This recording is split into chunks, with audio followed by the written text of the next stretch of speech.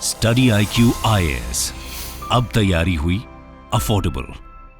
Country का तीसरा सबसे बड़ा जमीन का मालिक एक ऐसी ऑर्गेनाइजेशन जिसे ना तो गवर्नमेंट ऑफ इंडिया हाथ लगा सकती है और ना ही देश का कोई कोर्ट रोक सकता है। प्रेजेंट गवर्नमेंट वक्फ कानून में कुछ बदलाव लाने जा रही है ताकि वक्फ बोर्ड की जबरदस्ती और गलत तरीकों पे कंट्रोल करा जा सके।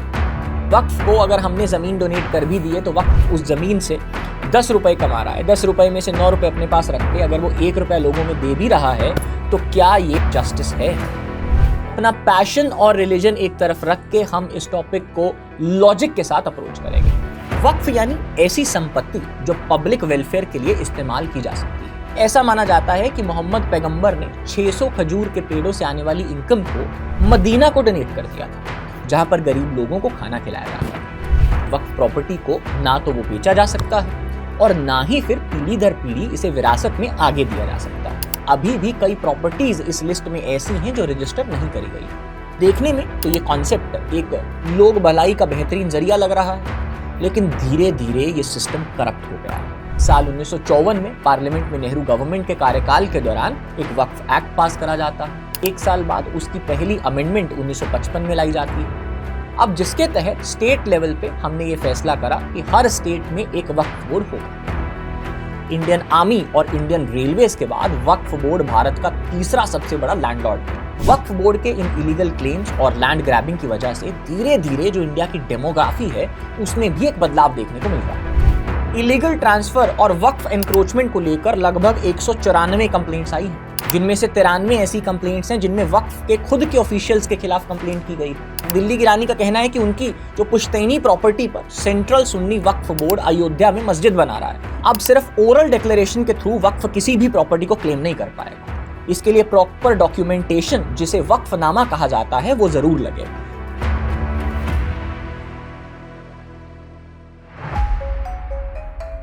तमिलनाडु के तिरुचिरापल्ली डिस्ट्रिक्ट में बसा एक गांव जिसका नाम है थिरुचेंदुराई। अब इस थिरुचेंदुराई विलेज में रहते हैं राजा गोपाल जी, जो सालों से अपने खेत पे फार्मिंग करते आ रहे हैं। अब थिरुचेंदुराई जो एक गांव है, इसमें एक 1500 साल पुराना हिंदू मंदिर भी है। तो साल 2022 की बात है। 2022 में कुछ रीजंस की वजह से जो राजा गोपाल जी हैं, इन्हें अपनी 2 एकड़ जमीन बेचने का निर्णय लेना पड़ता है। लेकिन जिस इंसान को वो जमीन बेचने वाले थे, उसने राजा गोपाल जी को बोला कि भाई जमीन बेचने से पहले आप तमिलनाडु वक्फ बोर्ड से एक NOC लेके आइए। तो राजा गोपाल जी कंफ्यूज हो गए। अब इसी कंफ्यूजन में जब वो सब रजिस्ट्रार ऑफिस पहुंचे तो तब उन्हें वहां पे बताया जाता है कि उनका खेत ही नहीं बल्कि पूरे के पूरे थिरुचेंदुराई विलेज की जो जमीन है वो तमिलनाडु वक्फ बोर्ड के नाम पे है। ये बात जब राजा गोपाल जी और सभी गांव वालों को पता चली तो वो सभी के सभी उसी तरह शॉक्ड हो गए जिस तरह अभी आप हो गए। तो कंट्री का तीसरा सबसे बड़ा जमीन का मालिक एक ऐसी ऑर्गेनाइजेशन जिसे ना तो गवर्नमेंट ऑफ इंडिया हाथ लगा सकती है और ना ही देश का कोई कोर्ट रोक सकता है। ये ऑर्गेनाइजेशन अगर आपकी जमीन पर नजर डालकर ये कह दे कि ये वक्फ की जमीन है तो देश का एक आम नागरिक कुछ भी नहीं कर पाएगा। जमीन छीन ली जाएगी और आप बस देखते रह जाओगे। तो अक्सर हम वक्फ बोर्ड के बारे में कई तरह की बातें सुनते हैं, खासकर सोशल मीडिया पर, जहां वो किसी भी व्यक्ति की जमीन को अल्लाह के नाम कर सकती है, लेकिन उसके लिए उसकी किसी भी गवर्नमेंट या लीगल ऑर्गेनाइजेशन के प्रति कोई भी जवाबदेही नहीं होती। अब खबर प्रेजेंटली ये है कि प्रेजेंट गवर्नमेंट वक्फ कानून में कुछ बदलाव लाने जा रही है ताकि वक्फ बोर्ड की इस जबरदस्ती और गलत तरीकों पे कंट्रोल करा जा सके। 18वीं लोकसभा के पहले बजट सेशन में 8 अगस्त को बीजेपी के माइनॉरिटी अफेयर्स मिनिस्टर किरण रिजिजू ने वक्फ अमेंडमेंट बिल 2024 को इंट्रोड्यूस करा। उसी दिन ही इस बिल को एक जॉइंट पार्लियामेंट्री कमेटी के हवाले भी कर दिया गया। अब अगर वक्फ बिल पास हो जाता है तो 1995 के वक्फ एक्ट में कई अहम बदलाव होंगे और इस कानून का नाम भी बदलकर United Waqf management empowerment efficiency and development act यानी कि उम्मीद रख दिया जाएगा। अब इसकी इंट्रोडक्शन के बाद से ही जो ऑपोजिशन है वो काफी हंगामा कर रही है, लेकिन आखिर ये वक्फ बोर्ड है क्या? क्या ये बोर्ड किसी की भी जमीन पर अपना हक जमा सकता है? आखिर इस बोर्ड को लेकर इतनी जो कंट्रोवर्सी चल रही है वो आखिरकार है क्यों? और इस नए बिल के आने से जो आखिर चेंजेस करे जा रहे हैं, जिनसे सरकार का मानना है कि सारी समस्याओं का हल निकल जाएगा, वो चेंजेस हैं क्या? दरअसल एक कॉन्सेप्ट भी है प्लेस होल्डर एक्टिविज्म का, प्लेस होल्डर एक्टिविज्म में यानी कि वक्फ को अगर हमने ज़मीन डोनेट कर भी दी है तो वक्फ उस ज़मीन से 10 रुपए कमा रहा है, 10 रुपए में से 9 रुपए अपने पास रख के अगर वो 1 रुपया लोगों में दे भी रहा है तो क्या ये जस्टिस है? अल्लाह तो आखिरियत के दिन सबका हिसाब मांगेगा। तो अब इस टॉपिक में डीप डाउन करने से पहले लोगों को एक सलाह है कि अपना पैशन और रिलीजन एक तरफ रख के हम इस टॉपिक को लॉजिक के साथ अप्रोच करेंगे। ओरिजिन ऑफ वक्फ। देखिए, वक्फ एक अरेबिक वर्ड है जो वकूफा शब्द से डिराइव करा गया। अब वकूफा का मतलब होता है टू लिंक और टू टाई अप, यानी कि किसी चीज के साथ किसी चीज को जोड़ना, और इसी से बना है शब्द वक्फ। वक्फ यानी ऐसी संपत्ति जो पब्लिक वेलफेयर के लिए इस्तेमाल की जा सकती है। इस्लाम धर्म में ये डोनेशन का ही एक तरीका है। अब इस्लामिक नजरिए से देखें तो वक्फ वो प्रॉपर्टी होती है जो अल्लाह के नाम पर लोगों के फायदे के लिए दान कर दी जाती है, मतलब एक तरह की चैरिटी।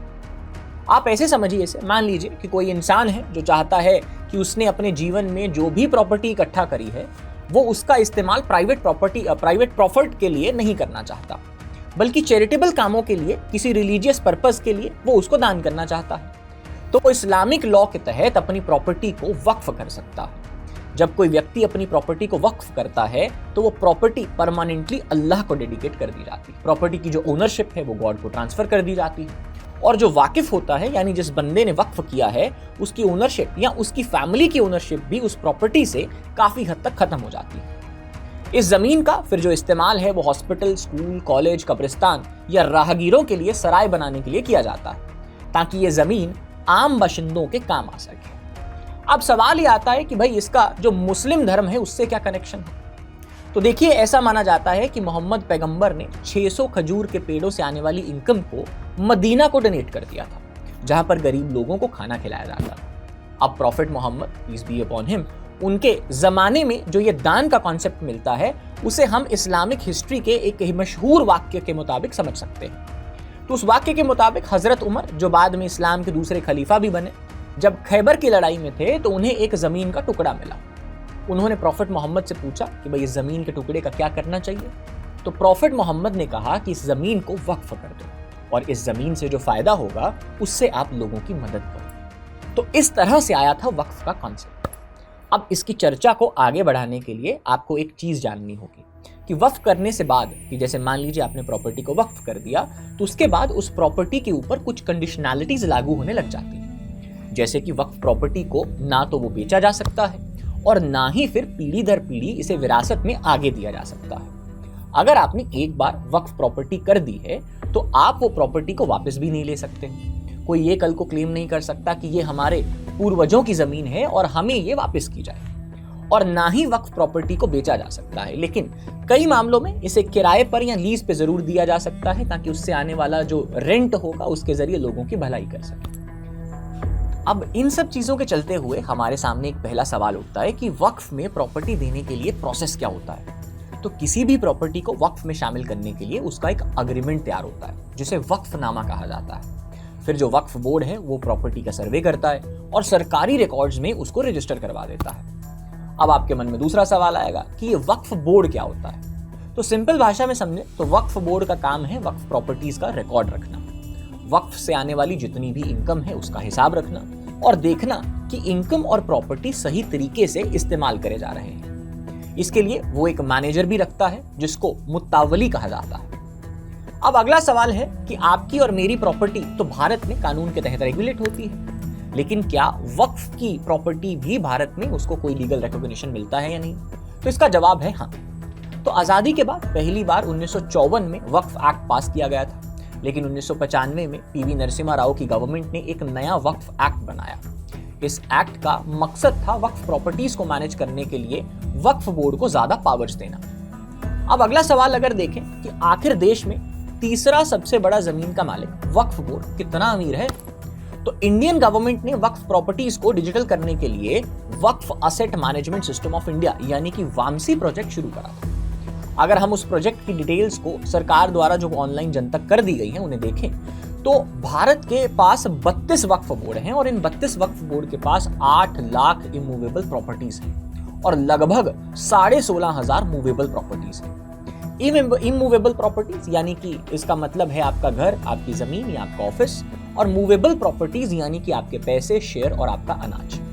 लेकिन इनकी असल संख्या माना जाता है कि शायद इससे भी बहुत ज्यादा हो सकती है, क्योंकि अभी भी कई प्रॉपर्टीज इस लिस्ट में ऐसी हैं जो रजिस्टर नहीं करी गई।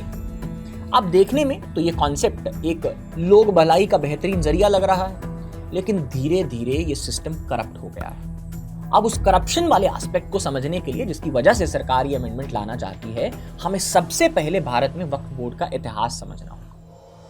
तो अगला chapter, history of Waqf board and amendments 1995 and 2013। History की अगर बात करें तो इब्न बतूता ने अपने जनरल में इसके बारे में मेंशन किया था। उनके माने तो सीरिया के दिमश्क यानी कि जो आज का डमेस्कस है, उसमें 1327 एडी में एक वक्फ हुआ करता था, जिसका पर्पस था कि अगर शहर के होटल में वेटर से कोई महंगी पोर्सिलीन की डिश टूट जाती है तो वो उसकी भरपाई वेटर्स की तनख्वाह काट के नहीं बल्कि वक्फ से आने वाले पैसे से करा जाएगा।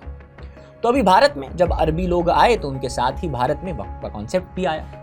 अब आजादी के बाद 1947 में जैसे ही भारत इंडिपेंडेंट हुआ, तो इंडिपेंडेंस के बाद पूरे देश में मौजूद वक्फ प्रॉपर्टीज को मैनेज करने के लिए वक्फ बोर्ड बनाए गए। इसके बाद साल 1954 में पार्लियामेंट में नेहरू गवर्नमेंट के कार्यकाल के दौरान एक वक्फ एक्ट पास करा जाता है। बाद में इसके एक साल बाद उसकी पहली अमेंडमेंट 1955 में लाई जाती है। अब जिसके तहत स्टेट लेवल पे हमने ये फैसला करा कि हर स्टेट में एक वक्फ बोर्ड होगा। अब एक्सपर्ट्स की अगर हम माने तो वक्फ एक्ट अमेंडमेंट जो 1995 के थ्रू आया था, वो नरसिम्हा राव गवर्नमेंट लेके आई थी, और उसी एक्ट ने जो इसकी अमेंडमेंट 1995 में हुई, इस वक्फ बोर्ड को अनलिमिटेड पावर्स दे दी। जैसे कि एक अमेंडमेंट का मैं अगर आपको एक एग्जांपल दूं, इसके सेक्शन 3 के मुताबिक अगर वक्फ बोर्ड को ऐसा लगता है कि कोई भी प्रॉपर्टी उनकी है तो वो उसे कभी भी जाके क्लेम कर सकता है। अगर आपको इसके खिलाफ जाना भी है तो आपको वक्फ ट्रिब्यूनल में ही जाना पड़ेगा। और इस अमेंडमेंट के सेक्शन 85 के मुताबिक अगर आप वक्फ ट्रिब्यूनल को ये बताने में सेटिस्फाई नहीं कर पाए कि वो जमीन आपकी है, तो वक्फ आपको जमीन खाली करने का आदेश भी दे सकता है। और इसके बाद आप ना तो हाई कोर्ट जा सकते और ना ही सुप्रीम कोर्ट जा सको। वक्फ ट्रिब्यूनल का डिसीजन ही इस एक्ट के अकॉर्डिंग फाइनल माना जाता है। इस अमेंडमेंट के सेक्शन नंबर 40 के मुताबिक अगर एक बार वक्फ बोर्ड ने आपकी प्रॉपर्टी पर क्लेम कर लिया तो ये आपकी जिम्मेवारी होगी कि आप प्रूफ करो कि वो जमीन आपकी है। वक्फ को इसके लिए कोई प्रूफ देने की जरूरत नहीं, वो सिर्फ कब्जा लेगा। यानी जमीन आपकी और आपको ही ये साबित करना पड़े कि वो जमीन आपकी है। इसके बाद अगर हम आगे बढ़े तो साल 2013 में यूपीए 2.0 गवर्नमेंट ने वक्फ बोर्ड में फिर से एक अमेंडमेंट लाया, जिसके तहत 1995 के वक्फ एक्ट में कुछ अमेंडमेंट्स किए गए, जिससे कि वक्फ बोर्ड की जो पावर्स थी वो और ज्यादा बढ़ा दी गई और अब से वक्फ बोर्ड अनलिमिटेड पावर्स के साथ चलाया जाने लगा, जिसे कोई भी चैलेंज नहीं कर सकता था। लेकिन यहाँ पे खास बात ये थी कि वक्फ बोर्ड के कानून कुछ दरगाह पे लागू नहीं होते, और ये आपको अभी जानना होगा। इसमें जैसे एक एग्जाम्पल के तौर पे बताऊं तो उसमें अजमेर शरीफ की दरगाह है, और इसका कारण ये है क्योंकि इंडिया में ऑलरेडी दरगाह ख्वाजा साहिब एक्ट बनाया गया है जो इन दरगाहों को देखता है। और साथ ही आपको आगे की कहानी जानने के लिए एक दूसरा फैक्ट जानना होगा कि शिया और सुन्नी वक्फ बोर्ड अलग अलग बनाए जाते हैं। इसके बाद अगर हम अगली चैप्टर पे बढ़े तो वक्फ प्रॉपर्टीज के बारे में हमें जानना होगा। तो अगला चैप्टर है वक्फ प्रॉपर्टीज के स्टैट्स और इंडिया में इनकी डिस्ट्रीब्यूशन। अगर हम इसकी बात करें तो वक्फ बोर्ड इंडिया का 3rd बिगेस्ट लैंडलॉर्ड बनकर बैठा है, जिसके पास इस समय लगभग 8 लाख एकड़ लैंड का कंट्रोल है। इसमें 3,56,031 वक्फ एस्टेट्स हैं, 8,72,293 इमूवेबल प्रॉपर्टीज हैं और 16,173 मूवेबल प्रॉपर्टीज हैं, जिसकी वजह से इंडियन आर्मी और इंडियन रेलवेज के बाद वक्फ बोर्ड भारत का तीसरा सबसे बड़ा लैंडलॉर्ड है। अब वक्फ बोर्ड के वियर्ड क्लेम्स की वजह से अभी उसके जो वंसी पोर्टल पर 18,000 कंप्लेंट्स रजिस्टर्ड हैं। इंडिया के अलग अलग स्टेट वक्फ बोर्ड में 12,700 केसेस पेंडिंग हैं, वक्फ ट्रिब्यूनल में 18,400 केसेस पेंडिंग हैं और सुप्रीम कोर्ट और हाई कोर्ट्स में 165 केसेस पेंडिंग हैं, जिसमें से अगर हम फेमस केसेस की बात करें तो राम जन्मभूमि का मुद्दा है, काशी विश्वनाथ टेम्पल का मुद्दा है और ज्ञान व्यापी जैसे बड़े बड़े क्लेम्स भी शामिल हैं। अब वक्फ बोर्ड के इन इलीगल क्लेम्स और लैंड ग्रैबिंग की वजह से धीरे धीरे जो इंडिया की डेमोग्राफी है उसमें भी एक बदलाव देखने को मिल रहा है।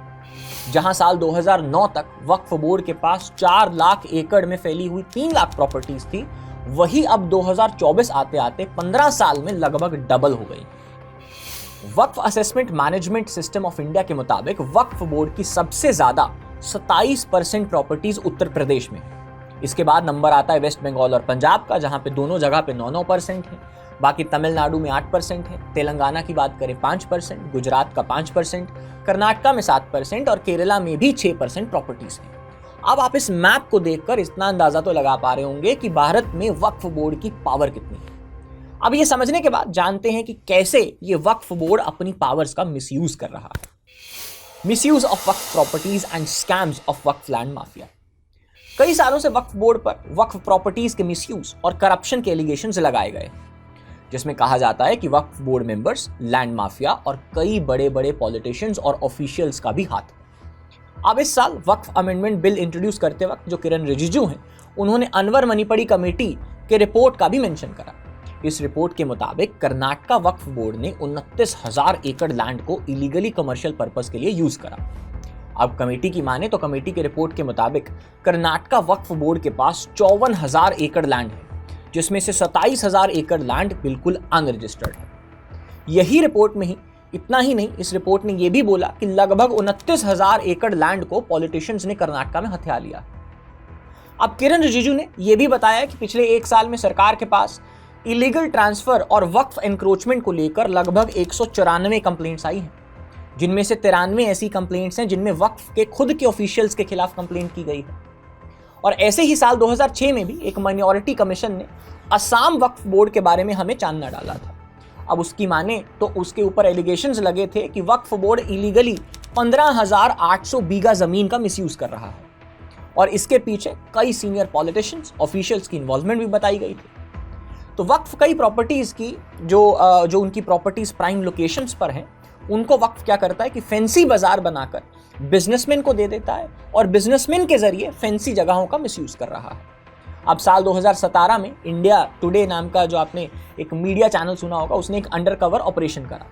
इस अंडरकवर ऑपरेशन को करके उसने मेरठ की वक्फ प्रॉपर्टी नंबर 3068 के जो केयरटेकर थे कमर अहमद वाहन, उनको एक्सपोज करा, जिसमें वो मस्जिद और मजार के नाम पर ली 608 यार्ड जमीन को 1.3 करोड़ में उस अंडरकवर रिपोर्टर को बेचने के लिए रेडी हो जाते हैं और वक्फ प्रॉपर्टी 3668 के डॉक्यूमेंट्स को डिस्पोज्ड दिखा के वो ये काफी इजीली कर सकते हैं, इसका वादा भी रिपोर्टर को करते हैं। उसने इस पूरे डील के लिए जो पैसा भी मांगा था वो भी ब्लैक मनी नहीं मांगा था, ताकि इसका कोई रिकॉर्ड भी ना रहे। अब इससे आप वक्फ प्रॉपर्टी का जो मिसयूज चल रहा है भारत में, उसका अंदाजा अच्छे से लगा पा रहे होंगे।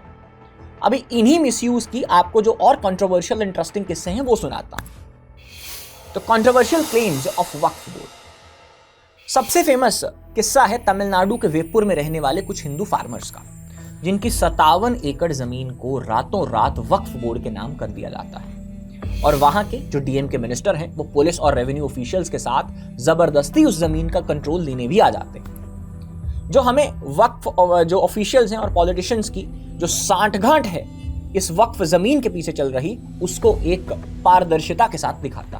अब फार्मर्स का कहना है कि साल 1900 में इस प्रॉपर्टी का मालिक एक वहाब हुआ करता था। वहाबी मुस्लिम्स थे जो इस एरिया में बसते थे। अब उस वहाब के मरने के बाद ये जमीन उसकी 4 वाइफ्स को चली गई, लेकिन वहाब ने हिंदुओं से कुछ लोन उधार में लिया था।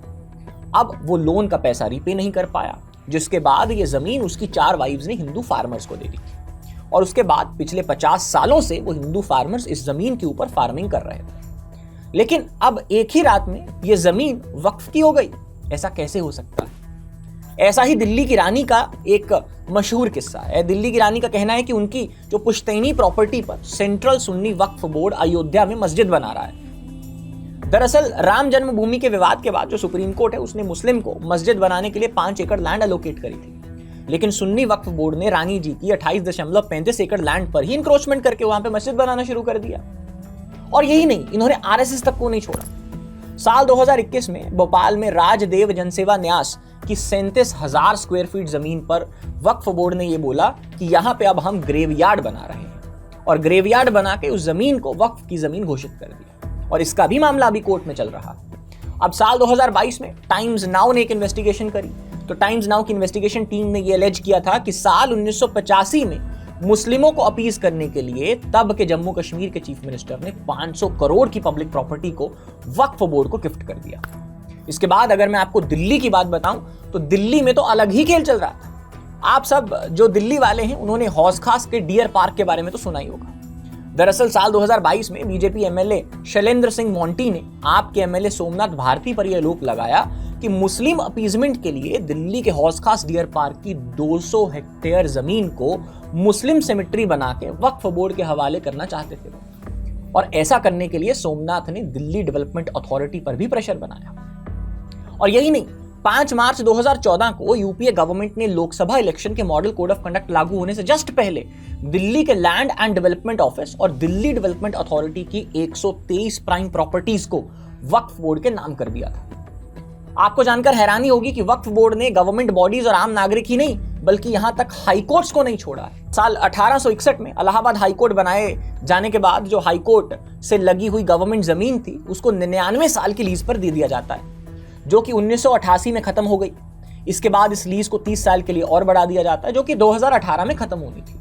लेकिन इसी के बीच जब पूरा हाईकोर्ट बनकर रेडी हो गया तो वो लीज पर जो दी गई जमीन थी हाईकोर्ट प्रेमिसेस के अंदर आ गई। लेकिन फिर 2000 आते आते कुछ लोगों ने इस लीज पर ली गई जमीन पर एक मस्जिद बना दी और साल 2017 में जब लीज खत्म हुई तब सुन्नी वक्फ बोर्ड ने पूरी प्रॉपर्टी को ही वक्फ प्रॉपर्टी डिक्लेयर कर दिया। लेकिन थैंकफुली यहाँ पे हमें सुप्रीम कोर्ट ऑफ इंडिया की इंटरवेंशन देखने को मिलती है, जिसने तुरंत इंटरवीन करते हुए इसे इनवैलिड करार दे दिया और बोला कि जमीन इलाहाबाद हाईकोर्ट की ही है और इसके बाद से वो जमीन उसके हाथ पास ही रही। अब इस सब चीजों से आप वक्फ बोर्ड की हिम्मत और पावर का अंदाजा लगा सकते हैं। कल को उठकर ये लाल किले को भी बोल देंगे ये वक्फ प्रॉपर्टी है और उसे वक्फ प्रॉपर्टी डिक्लेयर भी कर देंगे। तो वक्फ बोर्ड ने पूरे इंडिया में अभी तक कई बड़े हिंदू रिलीजियस टेंपल्स और प्लेसेस पर भी अपना क्लेम करा है। जैसे कि साल 2022 में वक्फ बोर्ड ने काशी विश्वनाथ टेंपल के ऊपर वक्फ प्रॉपर्टी होने का क्लेम कर दिया था। यूपी के शिया वक्फ बोर्ड ने इसी तरह लखनऊ के एक शिवालय को वक्फ प्रॉपर्टी डिक्लेयर कर दिया था। यही नहीं, गुजरात के वक्फ बोर्ड ने भगवान कृष्ण की नगरी द्वारका और उसके पास जो 2 आइलैंड्स हैं उनको वक्फ प्रॉपर्टी क्लेम कर दिया है। लेकिन जब ये वाला केस हाईकोर्ट में गया तब खुद जज साहब का दिमाग घूम गया और उन्होंने बोला कि मैं इस केस को सुनूंगा ही नहीं। उन्होंने सुनने से मना कर दिया। और हद तो तब हो गई जब सुन्नी वक्फ बोर्ड ने ताजमहल को भी वक्फ प्रॉपर्टी साबित करने के लिए सुप्रीम कोर्ट में जाके ये क्लेम कर दिया। अब इसके बाद सुप्रीम कोर्ट इंटरवेंशन करते हुए कहा कि अगर ताजमहल वक्फ प्रॉपर्टी है तो वक्फ बोर्ड वाले मेंबर साहब आप प्लीज हमें शाहजहां के सिग्नेचर वाला डॉक्यूमेंट लाके दिखा दो जिसमें उन्होंने वे लैंड आपको दी। अब इसके चलते बाद लखनऊ का किस्सा बहुत फेमस हुआ। लखनऊ की अगर बात की जाए तो वहां पे एक लक्ष्मण टीला है। लक्ष्मण टीला जिसे रामायण के दौरान लक्ष्मण जी ने बनाया था, वो भी एक डिस्प्यूटेड प्लेस है। वक्फ बोर्ड ने यह क्लेम किया है कि वो लक्ष्मण टीला नहीं बल्कि टीले वाली मस्जिद है और इसीलिए वहां जो सुन्नी वक्फ बोर्ड है उसने वक्फ प्रॉपर्टी उसको डिक्लेयर करने का क्लेम कर दिया। अब इन सब मामलों को चलते हुए जब एक धर्म से जुड़ी हुई संस्था दूसरे धर्म के धार्मिक संस्थानों के ऊपर क्लेम करेगी तो समाज में सोशल डिसहार्मनी और दंगे फसाद बढ़ने की सिचुएशन पैदा हो सकती है, जिससे कि देश को जानी और माली नुकसान झेलना पड़ेगा। अब इसी के चलते हुए सरकार ये वक्फ अमेंडमेंट बिल लेके आई। तो चलिए जानते हैं सरकार इसके जरिए क्या बदलाव लाना चाह रही है और कैसे ये बदलाव हमारी प्रॉब्लम्स को सॉल्व करके देंगे। 5 main changes in 2024 amendments. Government का कहना है कि इस अमेंडमेंट से वक्फ बोर्ड में ट्रांसपेरेंसी और अकाउंटेबिलिटी बढ़ी। किरण रिजिजू ने यह बिल पेश करते वक्त एक विलेज के बारे में बताया जिस पे वक्फ बोर्ड ने क्लेम किया था। ये वही विलेज है जिसकी कहानी मैंने आपको इंट्रोडक्शन में सुनाई। इस बिल के थ्रू वक्फ एक्ट में 40 अमेंडमेंट्स के थ्रू 5 मेजर चेंजेस करे जाएंगे। सबसे पहले प्रॉपर्टी वेरिफिकेशन। इस अमेंडमेंट के बाद डिस्ट्रिक्ट मजिस्ट्रेट के थ्रू किसी भी वक्फ प्रॉपर्टी की वेरिफिकेशन करवाना मैंडेटरी होगा, जिससे करप्शन और वक्फ का पावर का जो मिसयूज हो रहा है वो रोका जा सके। दूसरा चेंज ये होगा कि अब से किसी भी डिस्ट्रिक्ट का डीएम ये डिसाइड करेगा कि कोई भी प्रॉपर्टी गवर्नमेंट प्रॉपर्टी है या वक्फ प्रॉपर्टी है। ये क्लेम वक्फ वाले खुद से नहीं कर पाएंगे। तीसरे चेंज के अकॉर्डिंग अब सिर्फ ओरल डिक्लेरेशन के थ्रू वक्फ किसी भी प्रॉपर्टी को क्लेम नहीं कर पाएगा। इसके लिए प्रॉपर डॉक्यूमेंटेशन जिसे वक्फनामा कहा जाता है वो जरूर लगेगा। इसके बाद इस अमेंडमेंट से गवर्नमेंट ऑफ इंडिया और कैग यानी कि controller and auditor general of India Waqf properties का एक ऑडिट कर पाएंगे और साथ ही ये भी इंश्योर किया जाएगा कि वक्फ काउंसिल और वक्फ बोर्ड में विमेन रिप्रेजेंटेशन को भी बढ़ाया जाए। सबसे लास्ट चेंज ये है कि वक्फ बोर्ड ने जो भी डिस्प्यूटेड क्लेम्स किए हैं, जैसे तमिलनाडु के पूरे गांव पर ही क्लेम कर दिया, उन सब समस्याओं को इस बिल के जरिए एड्रेस करा जाए। अब लास्टली कंक्लूड करने से पहले हम 3-4 चीजों पर गौर करना चाहेंगे। सबसे पहले हमें पैशन और रिलीजन को लॉजिक से अलग रखना होगा। कई पार्टीज एंड लीडर्स ये क्लेम कर रहे हैं कि राइट विंग सरकार मुस्लिम माइनॉरिटी बोर्ड का अधिकार खत्म करना चाह रही है। लेकिन आप किसी मुस्लिम बस्ती में जाके पूछिए कि आज तक देश के तीसरे सबसे बड़े लैंडलॉर्ड ने इतनी जमीन होने के बावजूद भी क्या किसी मुस्लिम का भला किया? और अगर किया है तो आखिर क्यों आज तक भी जो मुस्लिम्स हैं वो पॉवर्टी से जूझ रहे हैं, आज भी सबसे बैकवर्ड कंसिडर किए जाते हैं? और दूसरा, मुस्लिम की वक्फ जमीन को अगर हम ऐसा बोलें कि भाई वक्फ को देके इसको चार दीवारी में बंद कर दिया जाए तो इसका क्या फायदा? क्या जो नंबर 2 पे दूसरे बड़े लैंड ओनर्स हैं जिनकी खाली पड़ी प्रॉपर्टी थी, जैसे कि आर्मी, रेलवेज, इस प्रॉपर्टी को सरकार ने नेशनल लैंड मोनेटाइजेशन प्रोग्राम लाके मोनेटाइज करने का फैसला लिया, जिसके जरिए कि जो आमदन इससे होगी सरकार उसको यूज करके जरूरतमंदों की मदद कर सके। क्या ऐसा ही एक सिमिलर अरेंजमेंट मुस्लिम भाईचारे के लिए वक्फ की जमीन पे नहीं होना चाहिए? जैसे कि एग्जाम्पल के तौर पे वहां एक शॉपिंग कॉम्प्लेक्स बना के उनसे आने वाली आमदन को जो पुअर मुस्लिम्स हैं उनके एजुकेशन के फंड्स के लिए यूज किया जाए। अगला, क्या हम प्लेस होल्डर एक्टिविज्म चाहते हैं? और लास्टली, अगर हम प्लेस होल्डर एक्टिविज्म की बात करें तो इज इट फीजिबल कि जो वक्फ है उसको अगर 10 रुपए आमदन हो रही है वो 9 रुपए अपने पास रख के 1 रुपए से लोगों का भला करे? Is it feasible? और लास्टली हमें यह भी देखना होगा कि आखिरकार जो भारत में वक्फ में लैंड डोनेट करी गई है वो डोनेशन है भी या नहीं, क्योंकि डोनेशन अपने हक की कमाई से होनी चाहिए। और भारत में जो वक्फ प्रॉपर्टीज में लैंड दी गई है वो मुगल रूल के टाइम के ऊपर मुगल राजाओं ने जागीरदारी प्रथा के चलते दी थी, जो कि हार्ड एंड कमाई नहीं बल्कि एक गिफ्ट का रूप हुआ। तो क्या गिफ्ट के रूप में जो आपको चीज मिली है उसके जरिए आप वक्फ कर सकते हैं या नहीं? That is also a question. अब पार्लियामेंट में ये बिल पास होगा या नहीं, जेपीसी की जो रिपोर्ट्स हैं उसके बाद ही पता लगेगा। लेकिन as a citizen of India हमारे लिए इस वक्त जो वक्फ एक्ट है उसमें जो भी इंपॉर्टेंट चेंजेस हैं उनको जानना काफी जरूरी था, जिससे वक्फ बोर्ड में मैनेजमेंट पर गवर्नमेंट की नजर रहे और माइनॉरिटीज के लिए बनाए गए इस एक्ट का मिसयूज ना हो सके। वैसे आपको क्या लगता है कि क्या इस बिल में और चेंजेस होने चाहिए? तो कमेंट्स में जरूर बताइएगा। Till then, thank you so much, see you guys. Study IQ IAS, अब तैयारी हुई अफोर्डेबल।